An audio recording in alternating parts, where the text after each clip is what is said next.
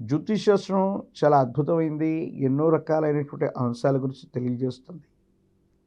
కానీ అంతకంటే అద్భుతమైనటువంటి అంశం ఏంటంటే, ఓ వ్యక్తి, వ్యవస్థ, ఓ ప్రాంతమే కాదు, ఓ రాష్ట్రం, దేశం, యావత్ ప్రపంచ భవితని ముందుగానే అక్షరబద్ధం చేస్తే, కాలచక్రంతో సహా వివరించగలిగితే, అటువంటి అద్భుతమైన ఫలితాలు చెప్పగలిగిన మహనీయులు, అవతార పురుషులు జగద్గురు శ్రీమద్ విరాట్ పోతులూరి వీరబ్రహ్మేంద్ర స్వాముల వారు.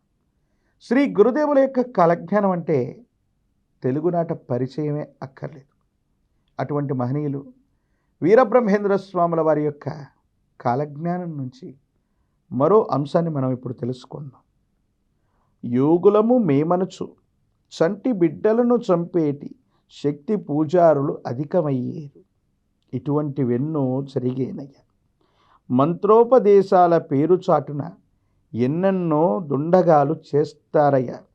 అందు స్త్రీలు కొందరు తమ శీలాన్ని పోగొట్టుకు తిరిగేనయ్యా. సనాతనమైనటువంటి హైందవ ధర్మానికి మచ్చగా చెప్పబడుతున్నటువంటి అంశాలు ఇవన్నీ కూడా. ఎంతోమంది శాక్తేయం పేరుతో, క్షుద్ర పూజల పేరుతో యోగులం మేము, నాగ సాధువులం మేము, అఘోర తత్వంతో మేమంతా కూడా తిరుగుతుంటామని చిన్న బిడ్డలను కూడా బలి ఇస్తున్నటువంటి దురాగతాలు మనం చూస్తున్నాం. నిధి నిక్షేపాల పేరుతో, గుప్త నిధుల పేరుతో పూజాది క్రతువులు చేస్తూ బాలబాలికల్ని బలిస్తున్న సంఘటనలు సామాజిక మాధ్యమాల్లో మనం చూస్తున్నాం. మరికొన్ని చోట్ల మంత్రోపదేశాన్ని తీసుకుంటున్నాం. ఈ మంత్రాన్ని ఎన్ని లక్షల సార్లు జపిస్తాం, ఈ మంత్రం చేత మాకేదో వశమైపోతుందన్న ఆలోచన చేత మహిళలు వాళ్ళ యొక్క శీలాన్ని కూడా పోగొట్టుకునేటువంటి దురాగతాలు జరుగుతున్నాయి. ప్రత్యేకించి కొన్ని దేవతా స్వరూపాలుగా మేము వెలిసిపోయాం. ఈ కలియుగానికే మేమే దేవీ దేవతా స్వరూపాలమని చెప్పి కొంతమంది తమను తాము ప్రచారం చేసుకుంటూ, ఆ ప్రచారం వెనుక ఉన్నటువంటి ఉదంతం కూడా ఏంటంటే, మాదక ద్రవ్యాలని ప్రసాధనలో కలిపి వాళ్ళని కొన్ని రకాలైనటువంటి మాదక ద్రవ్యాలకు బానిసలుగా చేసి దేశ విదేశాల్లో భక్తుల్ని సముపార్జించుకుంటున్న వాళ్ళు మరికొందరు. అంటే సనాతన ధర్మం చెప్పనటువంటి అంశాలు కలిమాయా పురుషుడి యొక్క చర్యల వల్ల ఇప్పటి వరకు కొన్ని రకాలైన జంతువుల్ని, పక్షులను మాత్రమే దేవతలకు బలిచ్చారు. ఇది అనాచారం, అవైదికమని వేదం చెబుతూ ఉన్నప్పటికీ కూడా ఈ మధ్యకాలంలో జరుగుతున్నది ఏంటి అంటే, యోగులం మేము, సిద్ధ పురుషులం మేము, మీ ఇంటికి హాని జరుగుతుంది, లేదా మీరు నివాసం ఉంటున్నటువంటి ఇంట్లో నిధి నిక్షేపాలు ఉన్నాయి, మీ బిడ్డను బలి ఇస్తే ఇవన్నీ కూడా మీకు దక్కుతాయని చెప్తే కన్న తల్లిదండ్రులే బలి ఇచ్చిన సంఘటన ఇదే తెలంగాణ రాష్ట్రం భాగ్యనగరానికి సమీపంలో జరిగింది. ఒక ఆదివారం నాడు, అమావాస్య నాడు తన కన్న తండ్రి తన కుమార్తెను బలి ఇచ్చి నిధి నిక్షేపాల కోసం వెతుకులాడినటువంటి దుర్మార్గమైనటువంటి చర్యల్ని సామాజిక మాధ్యమాల్లో మనం వీక్షించాం. ఎక్కడికి పోతుంది సనాతనమైన ధర్మం? వైదికకరమైనటువంటి క్రతువులన్నీ పక్కన పెట్టి నరమేధం, రుధిరం ప్రవహించేటువంటి పరిస్థితుల్లోకి వెళ్ళిపోతున్నామా?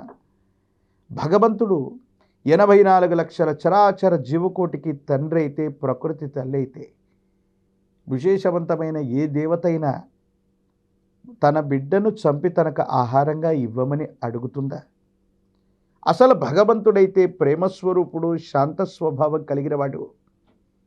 కానీ క్రూరమైనటువంటి స్వభావాల చేత రుధిరాన్ని అడిగేది దేవతా స్వరూపమేనా? ఆ దేవతా స్వరూపాన్ని మనమందరం కూడా పూజించాలి. శ్రీ వీరబ్రహ్మేంద్ర స్వాముల వారు సనాతనమైనటువంటి ధర్మం పేరుతో జరుగుతున్న ఎన్నో రకాలైనటువంటి దురాగతాలని ఈ 16-17 శతాబ్దంలోని ఎండగట్టారు. అమ్మ బలి కోరదు అన్నటువంటి విషయాన్ని పోలేరమ్మ చేత నిప్పును తెప్పించి మరీ సాక్ష్యంగా పలికించి అమ్మ బలి కోరదన్న విషయాన్ని స్వామివారు చెప్పారు. ప్రత్యేకించి విశేషవంతమైనటువంటి స్థితిగతుల్లో బాలబాలికల్ని, చిన్న పిల్లల్ని, చంటి బిడ్డల్ని ఎత్తుకెళ్ళి బలిస్తున్న దాఖలాలను మనం చూస్తున్నాం. ఏదైనా కర్మాగారం కట్టినప్పుడు, ఫ్యాక్టరీలు కడుతున్నప్పుడు నరబలులు జరుగుతున్నటువంటి విషయాలు కూడా మాధ్యమాలు, సామాజిక మాధ్యమాల్లో మనం చూస్తూ ఉన్నాం.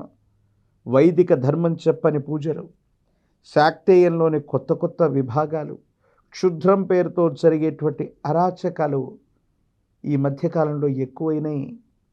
కొంతమంది వ్యక్తులు క్షుద్రపూరితమైనటువంటి విద్యల ద్వారా మన కన్నబిడ్డలని మన చేతితోనే చంపించేటువంటి వ్యవస్థలకి కారణమవుతున్నాడు.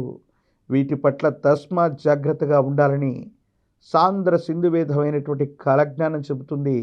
అమ్మ ఎప్పుడూ కూడా తన పిల్లల్ని బలి కోరదు. తన పిల్లలంటే కేవలం మన పిల్లలని కాదు, 84 లక్షల చరాచర జీవకోటిలో ఏ పక్షిని కానీ, జంతువుని కానీ, మనిషిని కానీ బలిగా తీసుకునేది దేవతా స్వరూపమే కానే కాదు.